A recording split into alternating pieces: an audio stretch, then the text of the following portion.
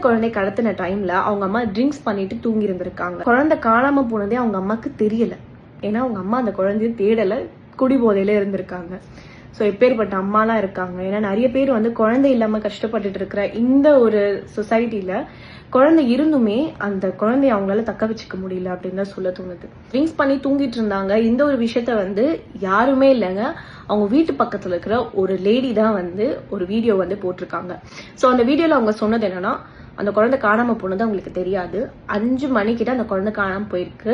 அவங்க நாங்க எவ்வளவோ எழுப்பின பிறகுதான் அவங்களுக்கு வந்து ரியலைஸே ஆகுது அவங்க குழந்தை இல்ல. குழந்தையோட அம்மாக்கு வந்து ஒரு அஃபேர் இருந்திருக்கு. அந்த டைம்ல தான் இவங்களுக்குள்ள ஹஸ்பண்ட் ஒய்ஃப்குள்ள பிரச்சனை வந்து இவங்க 2 பேர் பிரிஞ்சிருக்காங்க.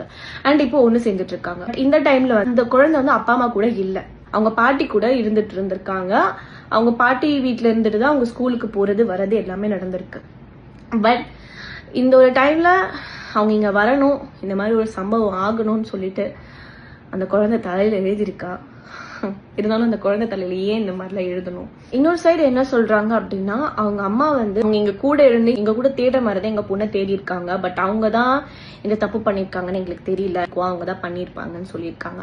பட் ஆனா அவங்க அம்மா பேசும்போது அதுலயே நிறைய வந்து திணறாங்க. அவங்களால பேச முடியல. பக்கத்துல அவங்க சிஸ்டர், அந்த பொண்ணோட அந்த குழந்தையோட சித்தி இருக்காங்கல்ல, அவங்கதான் வந்து பேசுறாங்க. அண்ட் அவங்க சித்தி இன்னைக்கு பேசும்போது கொஞ்சம் அப்படியே வந்து ரொம்ப மெச்சோர்டா, நேத்து பேசின மாதிரில ரொம்ப தெளிவா, வார்த்தைகள்ல ரொம்ப கான்சியஸா இருந்து வந்து பேசின மாதிரி இருக்கு. சோ நேத்து கேட்ட அந்த நிதி உதவி பத்தி இன்னைக்கு எதுவுமே அவங்க கேட்கல, நேத்து கேட்ட ஆறுதலும் கேட்கல. இந்த குழந்தைக்கு வந்து கரெக்டான நீதி கிடைக்கணும், சோ அதுக்காக சிஎம் சார் வந்து எங்களுக்கு வந்து அஷ்யூரிட்டி கொடுக்கணும், அதுதான் கேட்டிருக்காங்க.